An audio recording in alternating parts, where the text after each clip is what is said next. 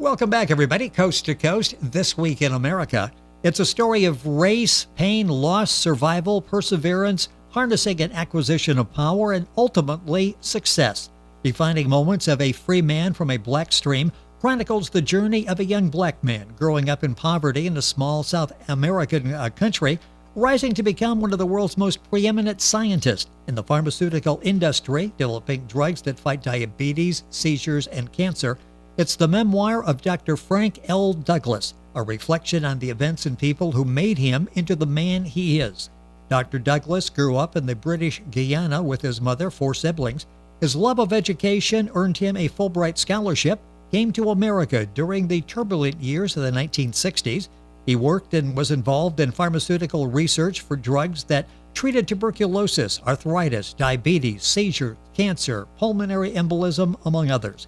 He received the Global Pharmaceutical Research and Development Director of the Year Award in 2001 and 2004, the Lifetime Achievement Award from the National Organization for the Professional Achievement of Black Chemists and Chemical Engineers in 2002, Black History Maker Award in 2007, the Jeffrey Bean Foundation and GQ Magazine Rockstar of Science in 2010, and the Caribbean Heritage Award for Entrepreneurship in 2011. Dr. Frank L. Douglas, author of Defining Moments of a Free Man from a Black Stream, a memoir, our guest on This Week in America. Dr. Douglas, a pleasure and an honor. Thank you for joining us on the program. Thank you. This is such an inspirational program that we'll talk about today, with featuring the book. First of all, describe the meaning of the name of the book, the title, Defining Moments of a Free Man from a Black Stream. Yes, interestingly, the title represents my name. It turns out that Frank, origin is Celtic and means Freemason or Freeman, and Douglas is Scottish and means from a black stream. And in my book, I tell how I discovered that, because that I was not aware of the meaning of my name, Frank Douglas. Yes, and it's sort of appropriate that it comes about, and you talk about that in the book. It's such a great read from so many different levels, Defining Moments of a Free Man from a Black Stream, a memoir. At the beginning of the book, it's interesting. You're 16 years old, and you're talking to your minister, and you're asking him, why does God relegate people of color to poverty and being colonized? Why does God have favorites? And you really didn't get an answer, did you? You know, I have to admit, and I say in the epilogue, I really have not found an answer to those questions. But the one thing that I have found is that when the Lord said that, do unto others as you would have, and when he says, when you do this to the least of them, you do it to me, is something that has stayed with me. And I feel very strongly that if indeed we simply did that, namely do unto the least of his disciples, that we would be blessed and the world would be blessed. You know, that's an interesting thought. And what you went through at the time, 16, in fact, you had a bleeding ulcer later, and you decided you're just sort of not going to get an answer to that question. But it's interesting because I think many people from time to time will ask that specific question, maybe not get an answer, and then just sort of accept it and move on. It's a fascinating beginning of the book. Dr. Frank L. Douglas, our guest, Defining Moments of a Free Man from a Black Stream, a memoir. Let's talk where the autobiographical account begins. You're 12 years old, and you're accused of dumping some groceries, and this really had an impact on your life. Talk about that experience, because talk about shaping you, that really shaped you in your young adulthood. This is the first defining moment, yes, in a real sense in my life. It was a Saturday, my job to buy the groceries. Unfortunately, as I returned home and pulled into the yard, my bicycle skid and we lost everything. My aunt, who unfortunately for some reason always seemed to have negative things to say about me, actually reported that she saw me push the basket of groceries purposefully off the cycle handle. My poor mother, because that meant probably for the next week or 2 weeks we would go with very little, was so angry. She gave me a whipping that I will never forget. I was so traumatized by it that I immediately left the house and decided that this was enough. I would take my life. So I walked 3 or 4 miles to the seawall, the Atlantic Ocean, to take my life. And very frankly, I got scared as I faced the reality of basically drowning. And that turned me around and led me to go visit a woman whom I visited every Sunday that turned out to be, according to her and later according to my mother, to actually be my grandmother. And it was from her I learned the identity of my father. I returned home, still very angry, now really trapped. I had no place to go because I had asked the mums, as I called this woman, whether I could stay with her, and she declined. And so I returned home with so many dark thoughts, really about doing something very harmful physically to my aunt, that I decided it was time for me basically to give my life to the Lord and to become a born-again Christian. And that actually was the change of my trajectory.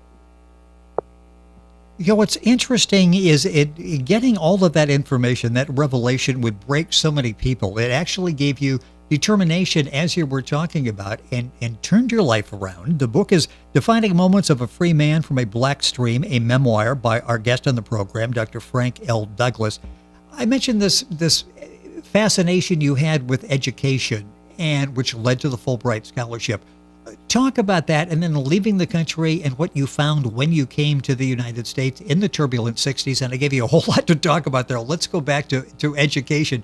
Where did this thirst for information, education, knowledge, when did that start for you? Well, I think it's not atypical for particularly poor, but almost every Guyanese youngster. It is drilled into us, since there were no universities in Guyana, that in order to improve our lives, we had to get a scholarship to go and study either the University of the West Indies in Canada or in England.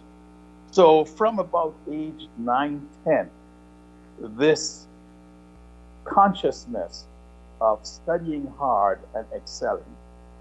In my case, as one of my former classmates back then, after reading the book, he sent me an email and he said, "We all knew that you were going to do something special in life because you were always so serious about your studies and you were always driven to be first in every subject." And we could spend an entire program talking about that, but it's so interesting how you were shaped as a young person coming to the United States and all the success that you had. Dr. Frank L. Douglas is one of the most highly honored and respected leaders in the pharmaceutical industry. You come to the U.S., it's the turbulent 1960s. Talk about that, because you really were shocked at the level of racism that you found here in the U.S.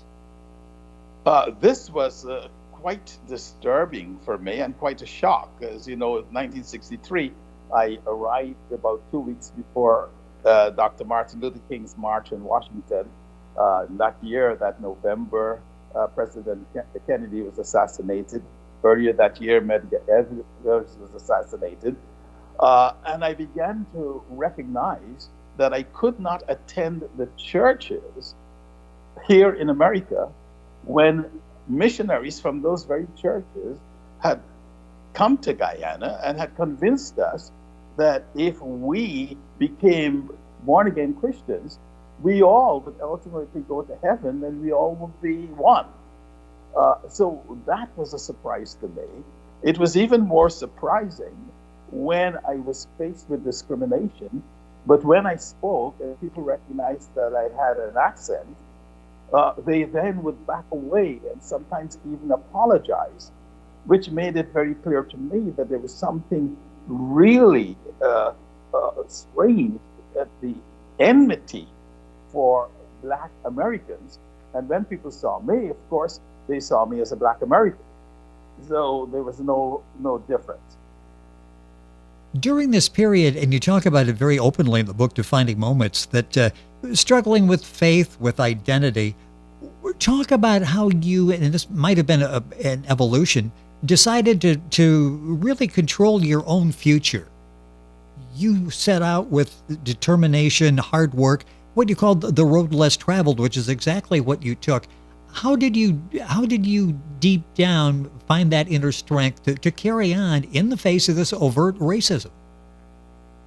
I think my faith was such that I struggled very hard, very diligently. I worked in the first 2 years to bring together my religiosity and that which I had learned in Guyana with what I was seeing in America, and I couldn't do it. In fact, I actually suffered an ulcer, and they were really quite surprised because I did not smoke, I did not drink, I was an athlete, I was doing very well in my classes, and they asked the question, was anything really bothering me? And initially I said no, until one day it occurred to me that I was struggling so hard to harmonize what I was seeing with what I had learned in the evangelical church at home, that it was impairing my health.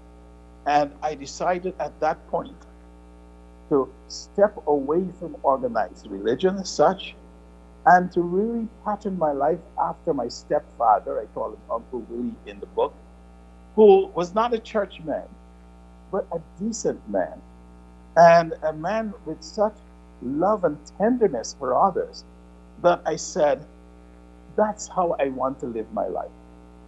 Live a life that is caring and a life that is contributing to others, as my stepfather had done, without being part of any organized religion.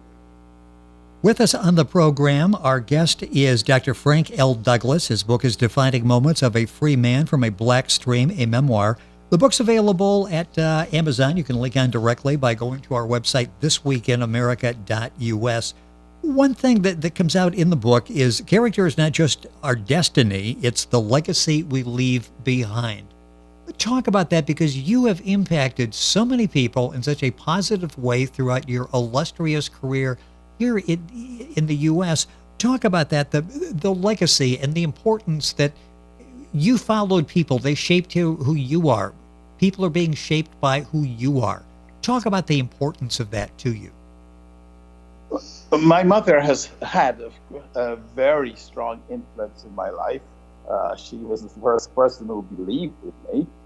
And she had many statements. One of them was, to whom much is given, of him is much required. Another was, virtue is its own reward. And she basically instilled in me, as well as in the church, in school, this drive that it was important what we contributed to others and what we left behind. And in fact, it's probably best stated in my personal statement that I wrote many, many years ago, in which, in that statement, I begin it by saying, I want my life to be centered on enabling others to discover and to do that which is noble and fair. And I have tried in my life, I've studied hard and I've tried to apply that always in a manner that it can enable myself and others to better the life of others and to do that which is noble and fair. You talk about the road less traveled, and we've got a few minutes left in the program. I want to talk about that because so often we don't take that. We take the traveled road and we pay a hefty price at times for that. Talk about your decision to take the road less traveled, why that was a viable option for you. In a real sense, it was more in reflection, a retrospection, that I recognized that I had a penchant to take the road less traveled. And I think it was because a lot of what I did was value driven. I was focused on values like mercy, like being authentic, like having self-control, justice. And that drove many things that I did. So as a result, I made decisions that others would not have made in the same situation. I focused on what I could contribute rather than what I controlled. For example, when I was at Ciba, I remember I had the IT department under me. And my boss came to me and he said, you know, one of your colleagues, we really would like to give him more. Would you give him the IT department? And I said, of course. And I gave it to him. And my good friend and colleague, Vince, came to me and said, you never give things up. He said, that's part of your power base. And I said, no, Vince, he will have more time to work in IT and I will benefit from it. And I've only asked of Harold, that was his name, I've only asked of Harold that he treats me as a preferred customer now that he is in charge of it. So I would do things like that. I would give up opportunities. Another example is when I first went to Ciba, they offered me two possibilities, and one job was at a higher level. And I reflected and I told them I did not think I was ready for that job. I would take the lower job. And they said to me, well, if you do that, you will be paid less, you have a lower title. I said I would rather do that. I think I can contribute more in that job. The result was that 14 months later, the other department was added. 2 years later, without ever having been a vice president, I went from becoming an executive director to a senior vice president and head of research for the US. Now, had I done what most people would have done, namely take the higher paying job, the higher level job, that probably would never, I probably never would have ended up being the head of research. Where does that confidence come from? Was that, again, instilled in you at an early age that I don't necessarily have to follow the conventional wisdom here? I know you take the higher paying job, but it just doesn't feel right to me. You end up leapfrogging that and doing fine for yourself other than that. Where did that come from, that confidence that I can afford to go in the right direction, even if it's not what people fully understand? You know, I look back at it, particularly in my early days in high school, my confronting a very important and powerful principal when all of my classmates came out of that meeting saying I would be expelled, etc. And he ended up giving me one of the best recommendations amongst my fellow classmates. And I look back on incidents like that in my life, and I can only say that when I did something that was value-driven, nothing bad really happened. And I think as a result, that encouraged me to do that. Does that mean that I did not have disappointments? Not at all. There were times when I did have disappointments. But throughout my life, I focused on the process and not on the outcome. I focused on what I thought was the best thing to do and said, I will deal with the consequences and not seek excuses. And I think that is, those things just sort of built a confidence that doing this will ultimately lead to good outcomes, even if the immediate outcome doesn't look as good. A couple of minutes left in the program. Talk about when you leave the country, an interesting set of circumstances as you're leaving your native country. And again, this quiet, calmness, confidence that you have. Talk about that experience, how that happened that they got you out of the country on the next flight. You're probably referring to the the experience I had, the incident with the Prime Minister. The Prime Minister, his name is Burnham, Minister Burnham, we called him Comrade Leader, had reached out to me on 3 different occasions during my studies in America to return home to take up a position in his government. And on the last visit, I had arrived one afternoon, and 2 hours later, I was visiting with a friend of mine called Walter Rodney. Walter Rodney was quite a scholar and had returned to Guyana with the express intention of working against and opposing Comrade Leader Burnham. No sooner did I arrive at Walter Rodney's place that a messenger came and told me the Comrade Leader would like to see me immediately. So he took me in his car to the Comrade Leader, and we had a conversation in which he offered me a job somewhere off in the interior, which was very clear to me what that was. I suggested to him that there was something else I could do since I was in medical school that would be of benefit to the country. And he then looked at me and said, "Comrade, you have this uncanny habit of always telling me how to run my country. Now, here's my advice to you. I want you to leave this country right now and never return before I die." And I was about to respond to it when I heard a sound. I turned around, and there was the Guyana Defense Guardsman with his drawn gun. And I then said, "Well, Comrade Leader, as you know, I need an exit permit to leave the country." And he said, "That's all arranged." And a few hours later, I was on a flight to Trinidad, and the following day back to the U.S. I must tell you, 6 months later, Walter Rodney was assassinated. So it probably was, in a way, a blessing in disguise that I was hurried out of the country.